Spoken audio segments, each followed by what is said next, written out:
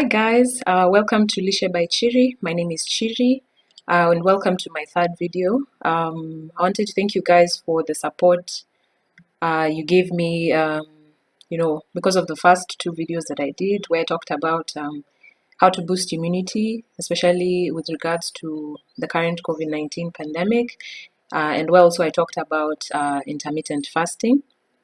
So welcome to my third video, and today I want to talk about basically how to eat healthy on a budget. I know that COVID-19 has really affected so many people's livelihoods, and I just thought of doing a video to give you some tips of how to basically maintain a healthy diet, even as we try to manage ourselves financially.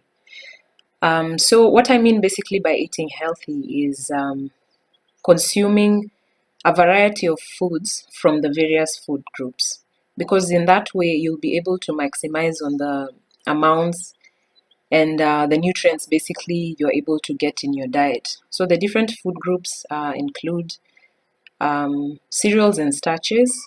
And with these you're supposed to take like around 6 to 11 servings in a day. Of course, and sorry, I forgot to mention water and fluids. In fact, if you look at the food pyramid, which I'm going to show you in this video, water and fluids usually are at the base of the pyramid. So we know that at the base of the pyramid, rather is occupies a large space. So this means that we should take at least 8 glasses of water in a day, which comes up to about 2 liters of water. And of course, with these, we can include other fluids like, other beverages, hot or cold, depending on what is available. Then we have cereals and starches. So cereals are basically like your maize, your wheat, your oats, and things like those. Starches include potatoes, sweet potatoes, the tubers basically, pumpkins, butternuts, things like those. And then we have vegetables. Vegetables we're supposed to consume around 3 to 5 servings in a day, if possible. Of course, the vegetables we know of, like carrots, like bell peppers, like tomatoes, your green leafy vegetables, for instance, broccoli, kale, spinach, and then we have others like cabbages, etc. Then we have also fruits. So we're supposed to consume around 2 to 4 servings in a day, if possible. So fruits, basically fruits are many, and depending on where you are and depending on the season, we're able to get different kinds of fruits.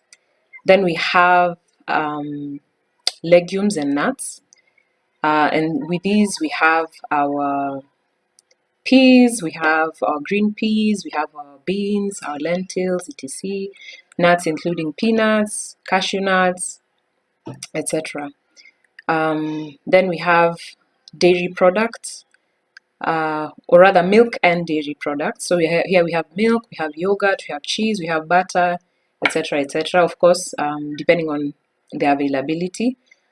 We also have meats, fish, and meat products. So for example, we have beef, we have fish, we have chicken. We also include eggs here, and then we also have meat products here. For example, maybe sausages, and things like those. And then lastly, we have fats and oils and also sugar. But these, when you look at the food pyramid, they're at the very top. So they occupy a very small area of the pyramid, which means they're supposed to be used sparingly. Fats, oils, and added sugar. So the first step I'd like to share with you about basically being able to eat healthy on a budget is to plan our meals ahead. If you're able to do a plan, for instance, for like a week, you say, okay, today I'm going to eat this, tomorrow I'm going to eat that. You're able to basically include foods from different food groups in order to ensure that you're getting plenty of nutrients. So I just wanted to say basically that it would be good to make a shopping list of what you need. So for example, if you've planned your meals for like a whole week, if you're able to, it would be good to make a shopping list of what you need. But then again, you would need to just scan your kitchen, you scan your cabinets, scan your fridge to see what is already available. so that when you go to the supermarket, when you go to the market or whatever, or to the store, you only get what you need. You don't end up buying things that perhaps are already in your kitchen. The number two is to stick to your grocery list. It is better to make a list because you'll be more prone rather to stick to it, as opposed to just winging it and going to the supermarket or the market or whatever, where you might be tempted to buy other things that perhaps you do not need. So it's good to stick to your list, even as you go to the supermarket. And then it's also good to take advantage of the sales or discounts if there are there. Because of course, in this way, if there's something like an offer for buy one, get one free, you'll be able to get 2 items for the price of one. If there are discounts, of course, you'll end up spending less money than you had anticipated. And then it's good to also buy products that are in season. For example, if maybe mangoes are in season, it will be much cheaper to get them as opposed to a fruit that isn't in season at that time. And then it's also good to consider store brands, as they might be cheaper. So for example, if you go to a supermarket, maybe like Naivas, they might have, Naivas rice, they might have Naivas sugar or whatever. Store brands usually wind up being cheaper than other brands. And then number three, it is good to cook at home as often as you can, as opposed to eating out, because obviously we know that when you eat out, you'll end up spending more money. And then again, when you cook at home, of course you'll spend less money, but you'll also know what went into your food because you're the one who actually cooked it. Then number four, it's good to cook large portions if possible, and take advantage of the leftovers. So if you cook maybe a meal of let's say maybe chapati and dengu or something, if you cook a large portion, you can be able to eat it for lunch tomorrow, and even if it remains, you can do it for dinner or whatever. And then it's good if you're working, and hopefully when the schools open, like even for the kids, it's good to just pack for them lunch at home, as opposed to going to work and then having to end up buying lunch over there, which will end up being more expensive. Then number five, sorry, I'm just looking at my notes because there are like 9 points and I know I won't memorize them all. So number five is to buy whole or unprocessed foods, because these are cheaper and are more healthier than processed foods. So for example, where you would go for maybe canned beans or canned fruits, just go for the unprocessed form of them. So buy beans from, let's say, a supermarket or from the cereal shop around. Buy whole fruits. These end up being, they are generally they are cheaper than the processed form of them. And then whole foods and processed foods are also healthier because, for example, if it's canned beans, they need to preserve it, and they'll add maybe a brine solution or whatever. If they're preserving fruits, on the other hand, maybe they'll add sugar so as to preserve. Yeah. So number six is to try and cut out junk food. And I know this is a touchy subject even for me. Cut out junk food from your diet if possible.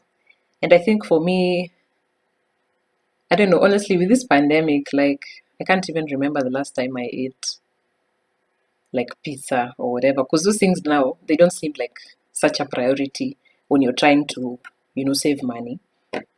Because we usually spend so much money on junk food. We spend so much money on, you know, on eating out, basically, on burgers, on pizzas, and even the snacks, various snacks we usually bring home, like potato chips and whatever.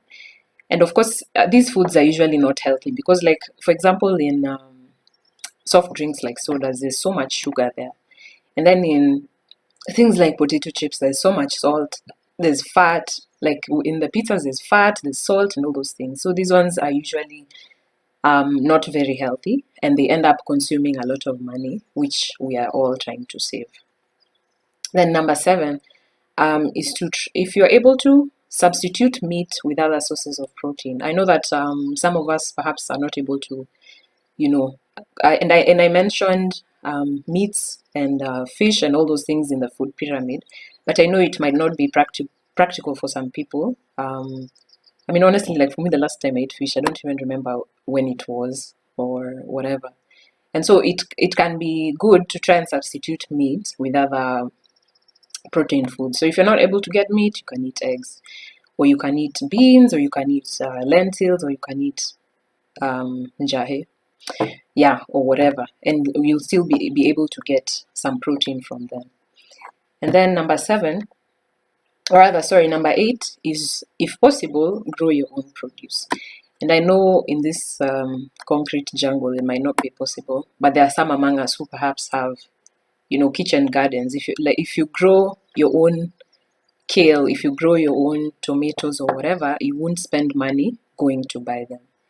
And lastly, buy from cheaper retailers. So basically, you might find maybe if you go to a supermarket, fruits might be more expensive, or even vegetables might be more expensive than when perhaps you go to the market. Or if you find maybe cuts of meat there are so expensive, you can try and maybe go to the local butchery. So in that way, you'll be able to save some money. So that's the end of the video. Thank you so much for watching. Please like, share the video as well, and subscribe, and comment down below. Tell me what you thought of the video, and you can even give me suggestions of other topics to cover. Have a good day. Thank you. Bye bye.